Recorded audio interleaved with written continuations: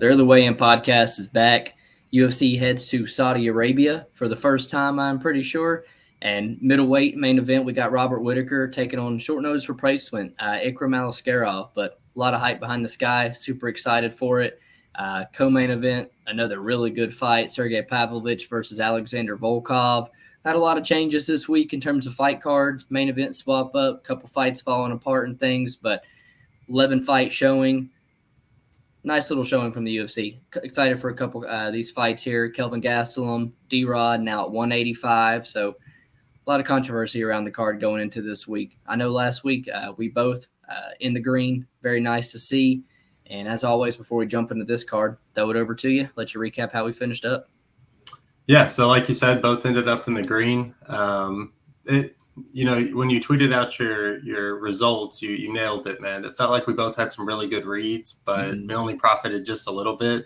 It's kind of hard to complain, but as you'll see as we go down these, your first pick was Jose Johnson at plus 425. It was the only straight bet of the night for you, and he looked like a dog, but there were a couple of moments where he did, look like he could have capitalized. Mm-hmm. And I think plus 425 was the value side, but is what it is. You had Costa wins round 2 or 3 sub. The round 3 sub hit at plus 1900. You took just a little sprinkle on that, but it won you almost 2 units right there. Knutson wins by decision plus 100. I think that was a good bet. Won a unit right there. Maness wins round 2 and round 3. Honestly, Flick surprised me with his tough. I mean, like we always kind of knew he was tough, but he actually looked decent for what it's worth. I think he covered his price tag. I thought he was going to get the Von Flu in round 1. Yeah, 100%. And, as far as Maness, him being as big of a favorite as he was, I think playing him the way that you did was the only way that I would have personally wanted to be on him. Certainly wouldn't have wanted him to, anchor, a bunch of parlays for me. Yeah. The under 2.5 in the Lucas Almeida, Timothy Kuamba. 3 knockdowns. It was minus 140. I think that's a plus EV play. Just didn't hit that time. Variance, it is what it is. Johns wins round 3 or decision. I think that was a great way to get a plus money play on somebody like Miles Johns, whose win conditions are usually grinding people out. Right. And then Perez wins by decision. Didn't get to see that one play out, but Perez was up on the scorecards going into the second. Would have been nice to see how that played out, but didn't get the chance. You ended up the night plus 1.05 units. Taking a look over at my card, I had 3 straight bets, one on Alex Perez, which we just said, unfortunately, we didn't get to see that one play out. 1.5 units on Lucas Almeida versus Timothy Kuamba. Kept it on the feet, just a little bit more powerful, little bigger, I think. And it showed. Julia Pilastri plus 175. She fought decent. It was a close fight, but again, I think low-level women's MMA, you're on the plus money side in close fights. It's plus EV. I'd probably play it again. Yep. Under 2.5 rounds in the Melky Costa versus Xiao. That hit with like 40 seconds to go. That was actually really close, but plus money play, and happy that one hit. Armful TKO. We were talking about this beforehand. A different ref might have stopped it, Thankfully, he didn't, in all fairness. Brady able to come back and get the submission was pretty awesome. But I did play Wilson by submission at plus 450 against Jekka Sergei. Jekka, little undersized and kind of one-dimensional. We've seen him get subbed in the past, so I had to take a stab on it. Ended up the night plus 2.76 units, and happy that we both ended up in the green for sure. Starting off the night in the bantamweight division, we have Long Xiao taking on Chang Ho Lee. I did some tape study for both of these guys. Chang Ho Lee, he calls himself the Korean Khabib. He, uses the grappling, but to be honest with you, all I've really seen from him is a body lock to outside trip takedown, and it seems to be his go-to. And for Long Xiao, I've seen him defend that quite a bit. Whenever he has fought guys on the road to UFC, they've been primary wrestlers, and he defends takedowns really well. and even his get-up game. He's got a sense of urgency whenever he is taken down. He keeps his hand. This is Long Xiao. He keeps his hands really, really low, and sometimes that works against him by being a little hittable, but it does keep him in good position to defend these takedowns. And I think that as the fight goes on, Chang Ho Lee will start to get a little desperate, as his stand-up game is pretty basic. He's got a good 1-2 and a left high kick. He's a southpaw fighter, but I do think that he's got a little bit less in the arsenal than Long Xiao. And I think that Long Xiao will probably have the winning moments as the fight drags on. Probably goes to decision. I lean Long Xiao. They're like minus 115 now, and it'll be a close fight. So probably a layoff fight for me, but I am kind of looking towards Long Xiao decision plus 150 or split decision Long Xiao at plus 600. I think that's how the fight plays out. Yeah, man, I'm on the same side of the Long Xiao as well. Like more than double the fights here as well, and still very young. He's only like 26 years old with over 30 fights. And you see 8 losses. 7 of these guys' losses is when he was 18 or 19 or younger. He's proven on the scorecards. He's been on Dana White's Contender Series. A lot of things I like about him again as well. I think he's a better striker here. And Chang Ho Lee is somebody that I think is grappling or bust. And truth be told, like yourself, I'm not necessarily sold on his grappling upside. His last fight, he's clearly down on the scorecards. It's a come from behind win. And, I don't really think Xiao Long is going to gas himself out and leave that opening in round 3 like Chang's last opponent did. I'm like you. I think Chang's going to get a little desperate with his takedowns. I do think it goes to decision, obviously line that way, but I actually like the Long Xiao submission plus 850. With them, as much as Chang Lee's going to be shooting, Long Xiao's like 8 or 9-0 to the submission. I don't know. That's kind of a way I've tried to target it. If it is going to finish, I think it's a Long Xiao submission with as much grappling as I see probably likely going on in this fight. So glad to be on the same side. Not necessarily as sold it goes to decision, but plus 115 on the same side. Maybe it's a money line I consider as well later in the week. We take a step all the way up to light heavyweight where we see Magomed Gadzhiyasulov, hope that's right, taking on Brendson Ribeiro.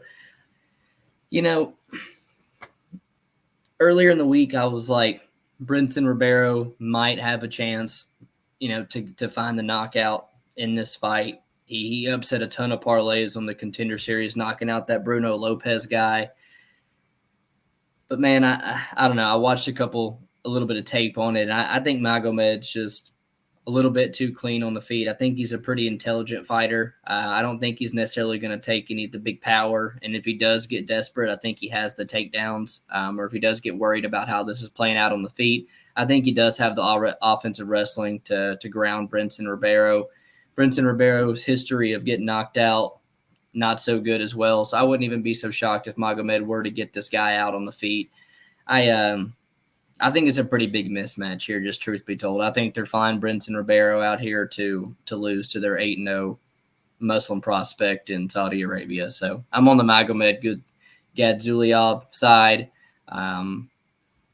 His last one was by decision. You can get this one by decision at a pretty nice number as well. But Brendson Ribeiro kind of just seems to be like one of these killed or be killed type of fighters. So Magomed inside the distance for me.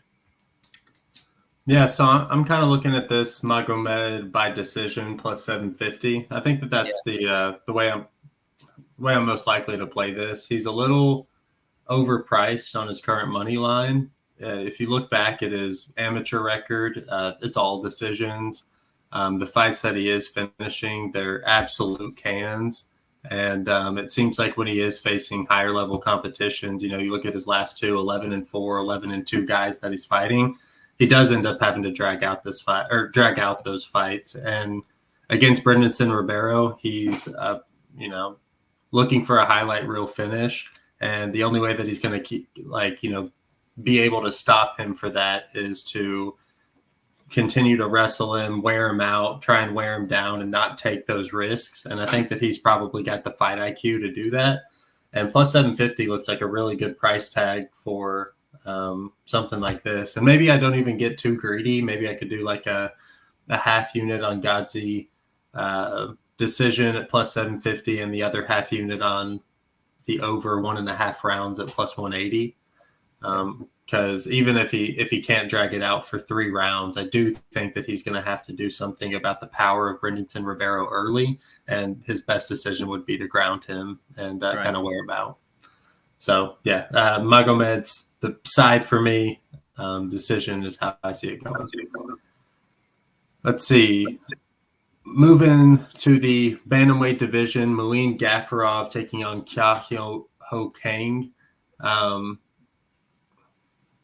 I think that this is a fight that I'd like to back the underdog here. He's only a plus 140, and essentially I just think that he's going to be able to make this fight close.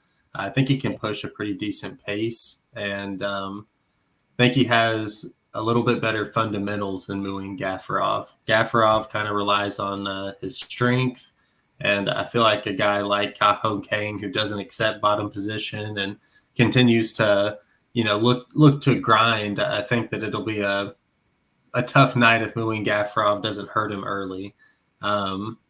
We haven't seen him win at a UFC caliber yet, and Kang isn't really somebody that's an easy win.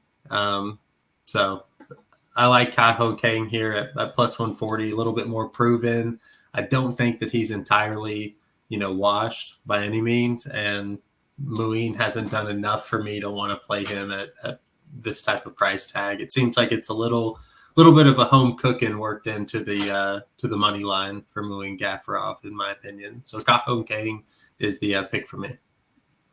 Yeah, honestly, similar thoughts, man. I'm on the underdog, I think, as well. Kang, I know, 38 years old, but he's one of these guys who's had to take 4 years off of his career, to go serve his military sentence and things. And so, I feel like it's, he's not 38 years old in terms of as many fight miles as we see a lot of other guys his age have. I think he's a really good grappler. I think he's got the way better, jiu-jitsu and submission upside here. And on the feet, I think he's quicker. I think he's a lot more technical with his jab. He's going to have the size and reach advantage, proven cardio. And you kind of brought it up as well. Muin not proven in the UFC, man. 0-2 in the UFC, lost as a big favorite on Contender Series, and lying the favorite, taking steam against somebody who's 8-4 in the UFC and King Ho Kong. I'm kind of with you, man. I like the underdog. I think the fight's going to be extremely close. Fight goes the distance is only minus 165. It's like 62%. Honestly, I feel like it should be lined like 70% at like minus 230. I think there's close to a 7-8% edge there. So I've looked at fight goes the distance here. And when I think a fight goes the distance at a really high clip, I'm automatically sort of looking at the underdog. And I think he's got some skill advantages as well, man. So a lot of agreements this week, man. King Ho Kong, underdog pick for me too. Ho Kong by decision plus 270. Love it. Yeah. Just only thing I'm worried about. Damn. Next fight's in the welterweight division where we see Rinat Fakhretdinov taking on Nicolas Dalby. Dalby's kind of on a late career resurgence, won 5 of his last 6 fights, and in 4 of those 5 wins, he's the underdog. He's a guy who's, record says never been finished. He has been finished once where the Jesse Ronson guy ended up popping for steroids and things. So, the one finish loss he technically has is a pretty low-level guy, but the guy was juiced up. Dalby, freakish cardio, has that breathing technique stuff he's been doing for years, always seems to kind of catch a second wind in these fights. But he is always one of these guys who tends to fight from behind, and that's even in fights where he's a big favorite, like the Claudio Silva fight. He usually needs round 2 and 3 to break these guys. And Rinat's not the 40-year-old Claudio Silva, the 40-year-old Muslim Salikov, guys that he can break, or guys like Bonfim, who's in his home country of Brazil, like co-main eventing, hadn't been beaten, and, I don't think he'd ever been beaten. It was kind of like an adrenaline situation, I feel like, a cardio dump for him. So Dalby's been able to kind of take advantage of some guys where I I don't think he's going to be able to do that to Rinat Fakhretdinov, if I'm just being honest. I find Rinat being able to get these takedowns pretty easily. Dalby's been taken down in even a ton of these wins. He's been taken down in a lot of these fights, not sold on his takedown defense, his bottom game. And, Zaleski Dos Santos was a far more worry on the feet than Nicolas Dalby is for Rinat Fakhretdinov. So I like Fakhretdinov probably by decision.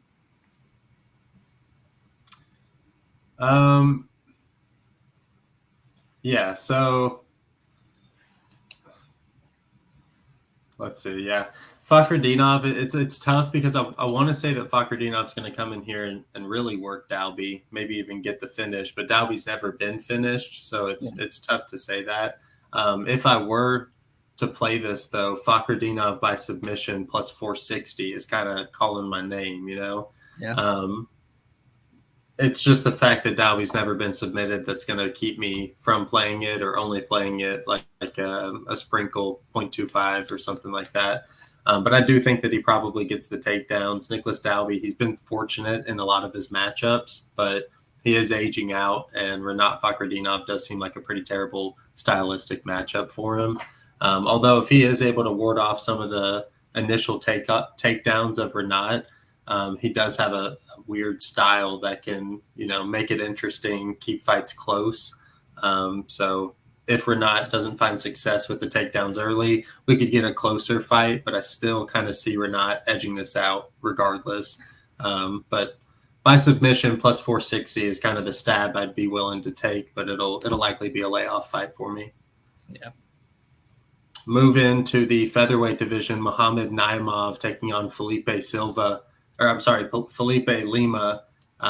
Lima taking this on short notice. He's only 26 years old, 12-1, and he was scheduled to have a fight like next month, I think, but got the call up. So he's probably in pretty decent shape. Maybe not like a full camp, but I expect him to come in pretty decent shape. And for what it's worth, I think the odds makers are giving him quite a bit of credit.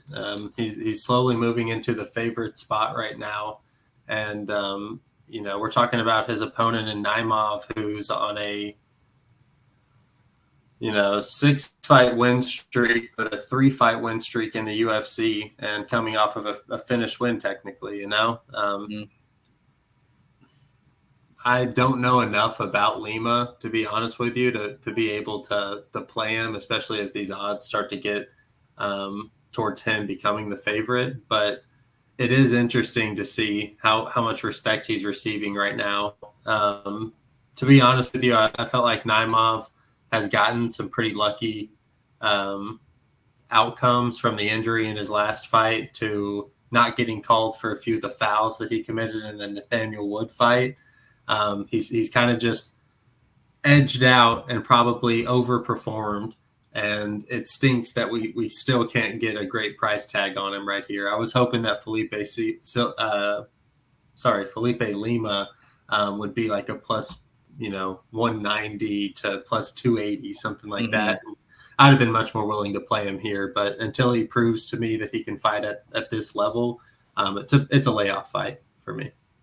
Yeah, I'm going to be laying off as well, just because I haven't, just truth be told, had any time to put much tape into Lima. I've honestly just watched a couple highlights and things on YouTube, and I think the kid looks pretty good, truth be told. I think he's going to win UFC fights. And you kind of beat me to it, man. When I look at Magomed Naimov, I look at a guy who's extremely lucky to be 3-0 in the UFC. The Jamie Malarkey fight, he's getting worked for the first 7-8 minutes of that fight before he finally lands a Hail Mary shot on Malarkey. Nathaniel Wood, not only all the fouls, man. Nathaniel Wood is a bantamweight. He was just too big for that division. He's way too small to be he's like 5'6", 5'7". He's way too small to be a featherweight. And then the Eric Silva injury, very, very lucky to be 3-0 in the UFC. This is a guy who, previously a couple years ago lost to Colin Anglin on the Contender Series, someone who I'm pretty sure came into the UFC and did not get a single win. I could be wrong, but I'm pretty sure he went, let me look, 0-2 in the UFC and was cut. So finished in both of them. So, I mean, it's not even losses that are aging well. I'm not necessarily sold on Muhammad Naimov, but if Felipe Lima wasn't having to fly across the world on short notice and I wasn't having to lay some juice at this point, I think it was a bet that I probably would have looked at any other time. Moving to 155, Nasrat Haqparast taking on Jared Gordon. Both of these guys usually known for being decision machines, but both of them actually coming off of first-round TKO stoppages. I think it's pretty binary. Truth be told, I feel like Nasrat would much rather prefer this fight to be on the feet. That's where he's going to do his best work. Really good cardio, really good footwork and boxing. I think he's better defensively than Jared Gordon is, and probably – early on, I think his hand speed in general is going to be a lot faster than Jared Gordon. He would probably like to mix in some takedowns here. I feel like that's how he's going to be find the most success, gives him his best chance to win. I think the guy's a pretty good, solid wrestler from top, and he's a really good black belt as well. The thing that you don't like to see is the 4 TKO losses, but the dude's tough. It's been almost 5 years since he was technically TKO'd outside of the Bobby Green headbutt. I think the fight's super close. Minus 190 to go the distance is I don't love it, but I do feel like that's typically going to be minus 250 or more if these guys weren't coming off first round stoppages. I think it goes to decision at a super high clip. I just feel like Nasrat's going to do the better work. So Nasrat decisions how I see this fight playing out. Yeah, I don't have much to add there. It's I think Nasrat kind of has a similar game plan to Jared Gordon. He just does things a little bit better. He's a little bit younger, probably a little bit bigger sized for the weight class. So, yeah, I think that he's the rightful favorite, but I don't want to lay minus 250 on a guy who doesn't have much finishing upside. Right. Not too interesting to me, but yeah, the Haqparast decision plus 130. If you were feeling a little antsy, that'd be a good way to play this for sure. I like it. Moving up to the first fight on the main card, they're starting us off with an absolute banger in the light heavyweight division. Johnny Walker taking on Volkan Oezdemir. This is a fight that I think ends by TKO. You get that at plus or minus 155 on DraftKings, and might be better at other places, but I think that's probably a fair price tag, man. You've got Johnny Walker, who has a super unorthodox way of attacking, and Volkan Oezdemir, who we know has knockout power and has also been fallen victim to an unorthodox style in Yuri Prochazka, who's coming at you from different angles, who's super athletic and kind of mimics some of Johnny Walker's athleticism. No. I think that it's probably Oezdemir a little bit later on in the fight or Johnny Walker early. It would suck if this ends up being a snoozer because this is an awesome matchup. But I guess them both being strikers and Johnny Walker understanding that his chin isn't the same anymore, that is some of the ingredients for a shitty decision. But I do think that this fight ends by knockout, and I think that Volkan Oezdemir probably finds the chin of Johnny Walker by the end of the 15 minutes. So Volkan Oezdemir is the pick for me. By TKO plus 230. Yeah, I feel like that's a great bet if you're going to bet on Volkan Oezdemir. Man, both of them kind of fizzled out prospects. Volkan's had his title shot, kind of made a run quickly in, and Johnny Walker had all the promise in the world. But, both of them, again, kind of fizzled out. I feel like they're always going to be just like this top 10, top 15 light heavyweight, someone that you got to beat on the way to the belt, but neither one of them are going to get close anymore. Man, if Johnny Walker didn't have chin issues, I feel like minus 115 is a really good price on him. I think he's a better MMA fighter, man. If you ask me who's going to land any type of wrestling here, I think it's Johnny Walker, who's a whole lot faster, more athletic, explosive. Johnny Walker, outside of the dodgy chin, he's not a bad fighter. And because of the dodgy chin, he kind of has to fight ways that don't suit himself best. And I hate that because I think he's just a far better fighter than Volkan Oezdemir. But I told you before the podcast, when you can get like plus 230 on a light heavyweight to knock out Johnny Walker, it's almost kind of like a system play. It's almost like an auto bet, It's proven time and time again that the chin's gone. So I'm going to lean Johnny Walker because that's where my initial read was. But I had Volkan Oezdemir TKO plus 230 written down as well. I don't want to really lay juice on Johnny Walker. So at a plus money play, I think there's value on Volkan. That's a huge portion of his win condition to me. Moving down to 185, Shara Magomedov taking on short notice replacement Antonio Tricoli.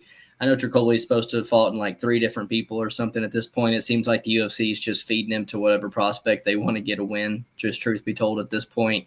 I don't think the dude's that good, if I'm being honest with you. I think his best skill set is probably his grappling, which is the downside of Shara Magomedov. But I don't think here on a week notice Tricoli's flying over here and putting on a clean 15-minute wrestling clinic and submitting Shara or anything. I think Shara has his number on the feet, keep him at range, beat him up with the kicks, blitz in with the punches.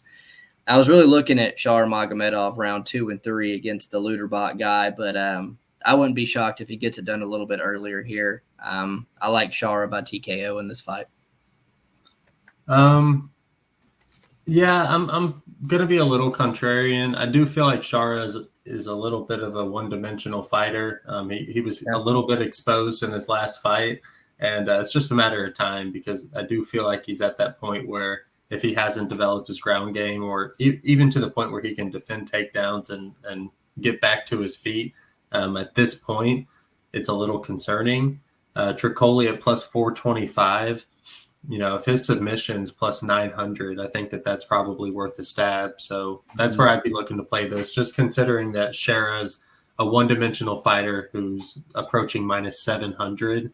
Right. It's a tough sell for me when he's only had 1 UFC win. So, Tricoli submission sprinkle is probably how I'm leaning. But Shara, if this fight stays on the feet, he should get the win. Okay. Let's see. Moving down again to the welterweight division. Well, maybe I think it's talked about middleweight now. Weight now at plus 180. I think it's even middleweight. What was that? I think it's actually middleweight now.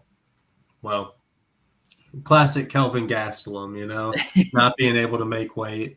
Had Daniel Rodriguez fly all the way out to Saudi Arabia and then throw on him with 3 days notice that he cannot make weight.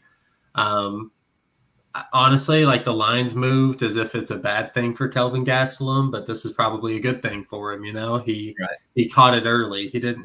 He's been at this point in his career and he knew that he didn't want to try and make that cut to 170 and he called it early. So he's probably doing all right. Like that's the worst part about it is he's not even really suffering for screwing this up for everybody else. And D-Rod is just kind of on the shit end of the stick. And in a similar position where he's getting thrown in to fight, Jing Liang Li on short notice. It's just like he just gets leftovers, and he's kind of got to be thankful when he's on a 2-fight losing streak in the UFC. So he's willing to accept something like that. Gastelum's probably the pick. He's got the experience edge at a much higher level. He's probably a little faster, a little bit more technical boxing. The volume's a little bit, to worry about. Daniel Rodriguez does throw up a lot of punches, but the technique isn't quite there like Kelvin Gastelum, and I think the Gastelum's probably going to be able to edge him out and get the nod on the judges' scorecards. Can't add too much with it, man. I feel like they both do their best work on the feet, both primary boxers, and Kelvin's just a little bit quicker, a little bit faster. Maybe mixes things up a little bit more, maybe, tries to mix things up in the wrestling department. I feel like if anybody's landing offensive takedowns here to be Kelvin Gastelum. And then just to bring up the weight point again, I saw Daniel Rodriguez in the media day today. He was already down to 169 pounds. So, he's having to go put weight on now to fight in this fight where Kelvin Gastelum's probably walking around at 180 something, not cutting any type of weight, just doing whatever he wanted. So, I like Kelvin Gastelum. I like him by decision, despite Daniel Rodriguez being finished in his last 2. Ian Gary head kicked him, just much better. Neil Magny caught him in round 3 with a choke. I don't see the finish upside for Kelvin like those guys had. So Kelvin Gastelum decision, pretty shit move for him. But yeah, we're only seeing plus 100 on that decision. Does that turn you off of it? Yeah. Well, probably. Yeah. It's probably going to be easy pass. I told you D-Rod decision plus 300 was even a little bit more tempting, Yeah, sure. Especially with the volume upside for D-Rod. Put a whooping on him for pulling this shitty stunt. I wouldn't hate it. All right. Co-main event, 265, man. Great fight between Sergei Pavlovich and Alexander Volkov. Maybe the fight of the card, at least definitely one of them, man. I think it's a great fight. I know there's speculation. I know they've trained together because I'm pretty sure I've looked Instagram search these guys and seen them training together. But there's a lot of talk on Volkov saying that the rounds, do not go pleasant for him when he's sparring Sergei Pavlovich. And whether it's friendly banter because they're friends or maybe it's telling the truth, kind of feel like it could be telling the truth to an extent. I feel like Volkov is starting to show that he's had 47 professional fights. I think he's a whole lot slower to the punch. And if you do get into close range on him, it's hard at his height not to have tall man defense. He doesn't have much defense once you're able to get in on the kicks. He's got good offense up the middle. But, I don't know. I feel like a lot of his knockouts are accumulation of damage. And Sergei Pavlovich, man, is an absolute tank. I've seen the dude eat clean shots and still walk forward. I'm not necessarily so sold that Volkov is just going to get this guy if it gets out of round one. Pavlovich, like I told you earlier, he's not a guy who just wings overhands. He doesn't aggressively wrestle. Like, I'm not so sold that he only has a round one in him. But I do think Pavlovich, round one, TKO, plus 150 is 80% of his win condition of the minus 250 favorite, So I like Pavlovich. I like round one knockout, but been a big fan of Volkov for a long time. I remember cashing him plus money against old Fabricio Verdum in a main event a long time ago. So been a big fan of Volkov for a long time, but again, I think he's slowing down, and Pavlovich, if it wasn't Tom Aspinall, probably would hold the belt right now. Yeah, dude. So I think I'm on the Pavlovich side for sure. I feel like he's probably, his win condition in round one is like you said, up there 80-90% of his win condition. Right. The plus 125 Pavlovich round one, that's implying that that's only 44%. And I truthfully think that he's at least 55% in round one. And that's a 10% edge. So certainly enough for me to make a play there. And, probably for one or two units, that's essentially getting, the most likely win condition for a guy who's a minus 250 favorite. I love that. Pavlovich is the dark horse of the division. Nobody wants to fight him. And he's kind of a do or die fighter. So I don't think that we'll have to hold our breath for too long to find out if that bet hits. So, yeah, Pavlovich for me as well. Moving on to the main event in the middleweight division, Robert the Reaper Whittaker taking on Ikram Aliskerov.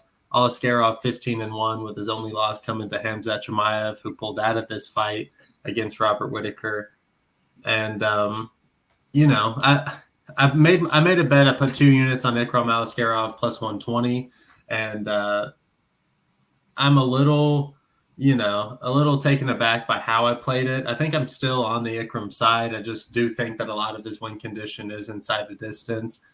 He's one of these guys who, even in the Phil Hawes fight, I watched that. He's getting his ass whooped before he ends up. He's eating body kicks like crazy. Yeah, dude. I mean, he is taking quite a bit of damage from Phil Hawes, who we all know is an extremely talented fighter. Just his chin never held up, and we see it again there in Ikram Aliskerov. But Ikram does have a solid, 4-time world champion, Samba champion. And, I think that he's proven enough in combat sports to where I'm not too worried about him, not knowing what he's doing in there, even if he is getting touched up a little bit. The way I look at it, Robert Whittaker needs a clean 25 minutes to be able to pull this one out. And as of late, he is pretty much always good for getting rocked at least once. Mm-hmm. He's only like, 30, what is he, 32, 33? Yeah, 33 years old, but the fight mileage on him is absurd. You know, Right. all of the long title fights, the title reign, we see him get rocked, and even all of his wins, he catches at least one good shot. And Ikram Aliskerov is the type of guy who, when he smells blood, he goes after it, man. And I think that he won't give him the breathing room that Paulo Costa did in his last fight. Ikram is definitely the pick for me. I wouldn't try and get greedy and pick him by submission or by TKO. I think just inside the distance is probably how I do it. Like I said, I've got 2 units on him at plus 120, but hitting another unit inside the distance and just making it a 3-unit bet, I do like that. And I think the UFC would very much prefer that he get this win so that they can, you know, set up the rematch with him and Khamzat Chimaev. So even narrative-wise, is leaning me towards Ikram Aliskerov. And with as many people as I've seen putting max plays on Robert Whittaker, that line's holding pretty steady, you know? Right. And I kind of like that for the Ikram Aliskerov backers. So he's the pick for me. It's a pick for me as well, man. I don't know if he's deserving of a Robert Whittaker fight, just truth be told, but I think, you know, just because he hasn't done much in the UFC, but I think, you know, the stars align appropriate for him because I do think he's a top 10, a top 5 middleweight in this division. I think his skills are legit, and I do plan on betting him inside the distance. I think you can get that around plus 180, and I do think that's a large portion of his win condition. You know, we already talked about the Rob and the wars he's had, even in his wins, getting knocked down.